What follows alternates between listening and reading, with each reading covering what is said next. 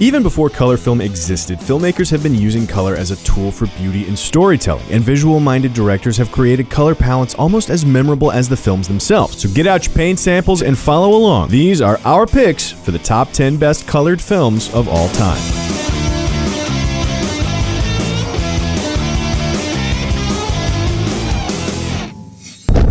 Kicking us off at number 10, let's just get it out of the way and go full balls to the wall crazy colorama with our first slot. We're talking movies that are somewhere between a Skittles Taste the Rainbow themed orgy and a Technicolor kaleidoscope acid trip. And the hyper colorful films that really make us go wow are those like What Dreams May Come, Dick Tracy, The Cook, the Thief, His Wife and Her Lover, The Holy Mountain, Gate of Hell, Life of Pi, and like everything Baz Luhrmann's ever directed. But really, our pick's gotta be The Fall. You always stop at the same part when it's very beautiful and interesting. TARSEM SINGH, The Fall's madman director, took 4 years to meticulously create this multicolor wonderland across 24 different countries to an effect that David Fincher described as what would have happened if Andrei Tarkovsky had made The Wizard of Oz. And he employs color in every possible way, from the space-like orange dunes of the location to the sky-high, blood-red-soaked funeral banner of his set design, to the primary color wheel costuming of his main cast. But the most important part is that he does it for good narrative reason, as a window into the vivid imagination of a little girl. The excess is explained, it is grounded, and it is oh so beautiful.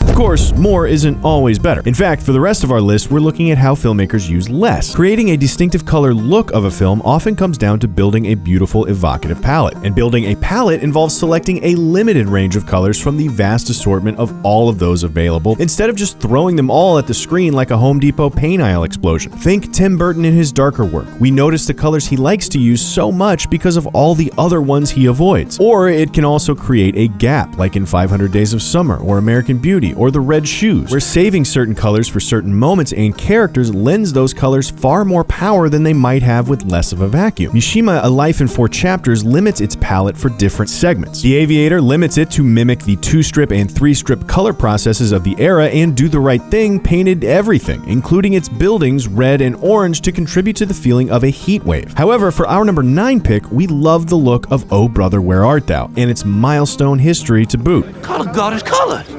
Roger Deakins, Oh Brother's cinematographer, set out to create a dusty, vintage storybook type of look for Oh Brother, Where Art Thou, and spent nearly 3 weeks in the film lab mucking about with various photochemical processes to no avail. You see, Deakins' palette was meant to specifically avoid green, but they'd shot in Mississippi in midsummer, which looked, as he described it, greener than Ireland. So he turned to digital color grading, a mainstay in modern features but a never-before-used technology at the time, and changed film color history. And the look is incredible. All the lush greens and blues of the midsummer South are transformed into yellows and oranges and browns and burnt ochres, evoking a dusty autumn feel without just tinting everything sepia. It's a more controlled, refined look that comes from singling out and affecting some colors while leaving the others alone.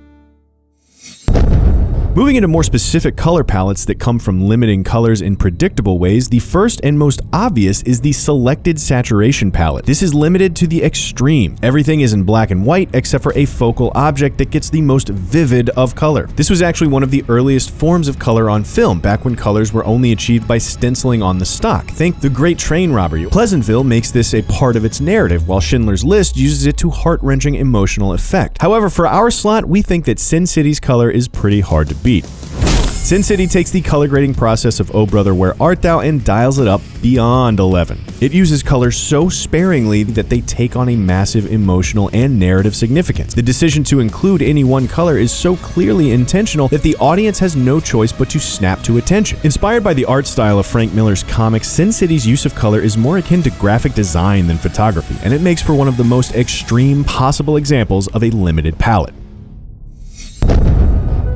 Next up in color palettes, slightly less limited than the selective saturation, is the monochrome palette. And it's pretty simple. As far as colors go, you just get one. Sure, maybe you deviate in brightness or saturation a little bit, but you pick a spot on the color wheel and stick with it. It's used by design and buried naturalistically in Kieslowski's 3 Colors trilogy. Intolerance used revolutionary monochromatic tinting to separate out its timelines, while Hero is probably the most iconic and readily accessible example of this over and over and in every different way. But we've picked it enough times on our our lists that we're going to keep looking. In its place, we're making room for a film we don't talk enough about. Citizen Kane. No, I'm just kidding. I couldn't even finish it. Our number 7 slot is actually going to Cries and Whispers. Klädd I sin vita klänning, alldeles orörlig med huvudet böjt och händerna vilande mot bordet.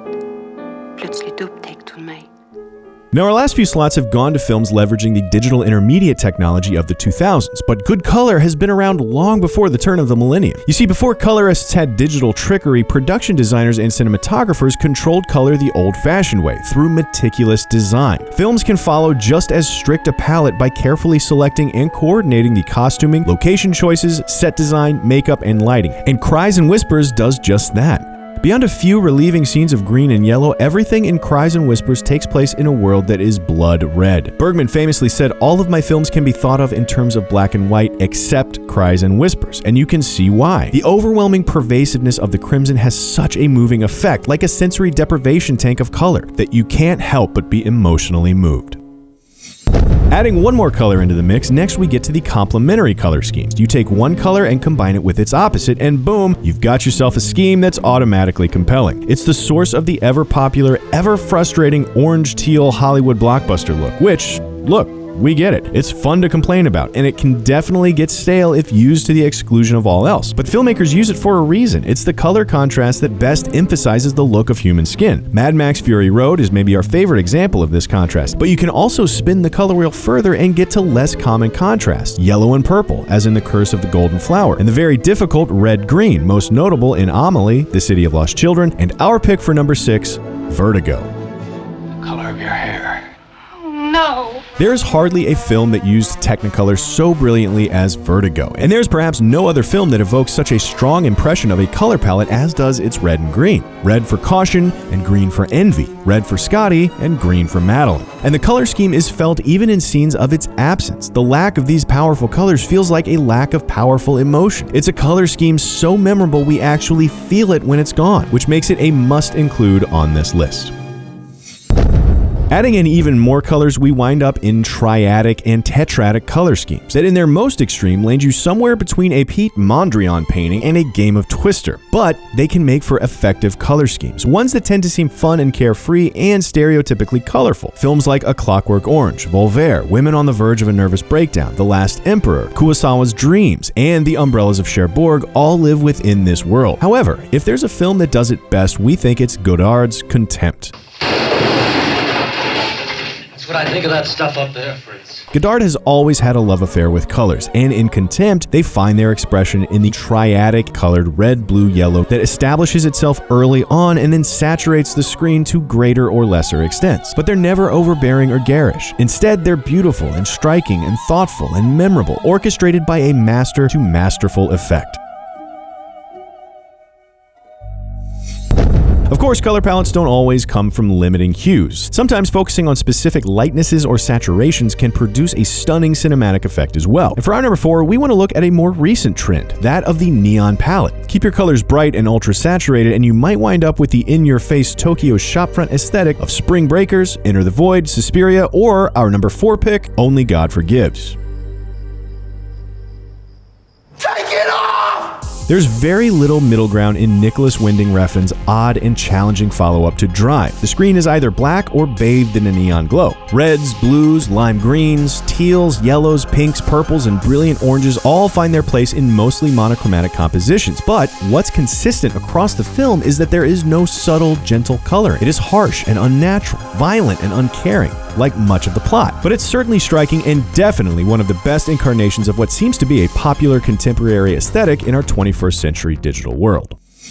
Of course, if you dial the colors way back and stay away from the extremes of lightness and darkness, you end up with the pastel aesthetic. They're neutral, milky, a little washed out, with a relaxed feeling and a storybook quality. There's a notable pastel look to Floating Weeds, The Danish Girl, and The Shining, but Wes Anderson is really the master here. He's been developing the highly curated pastel look ever since Rushmore, but come on, has he ever done it better than the Grand Budapest Hotel?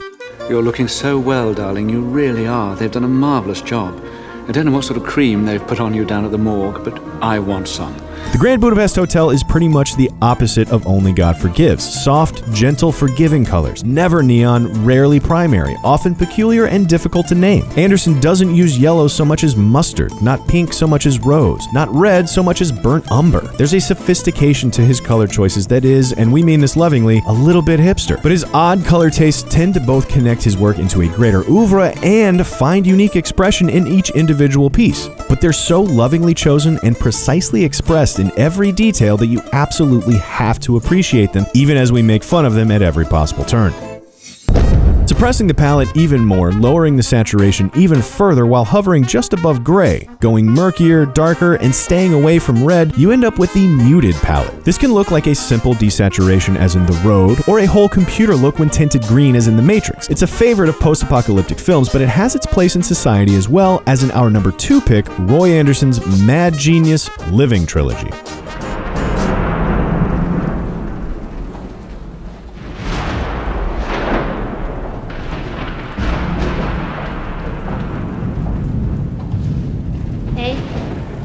Hej. Är Micke här? Vilken Micke?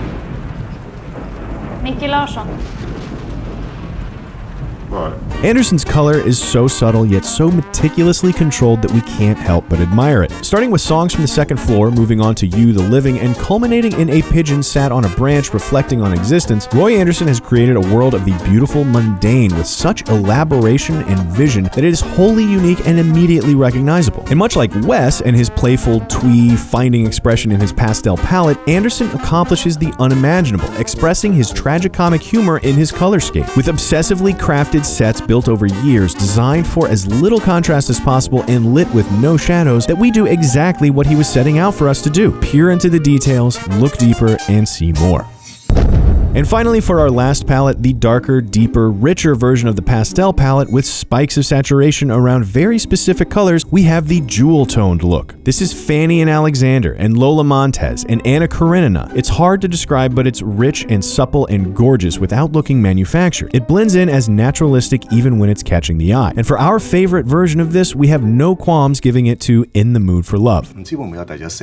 What can we say about In the Mood for Love that we haven't already? It is a beautiful film in every possible sense of the word. Stylized yet tasteful, subtle yet bold, his colors are without over-obvious symbolism or binary meaning, instead working for emotional effect. They create a world, its characters, the feeling, and the mood. There is heartache in the redness of billowing curtains, longing in the magenta of a lipstick-stained cigarette, irony in the vivid green of a dress. Wong Kar-wai and Christopher Doyle are visual color masters, and In the Mood is their finest work, breathtaking and beautiful beyond measure, which is why it's our pick for the best colored film of all time.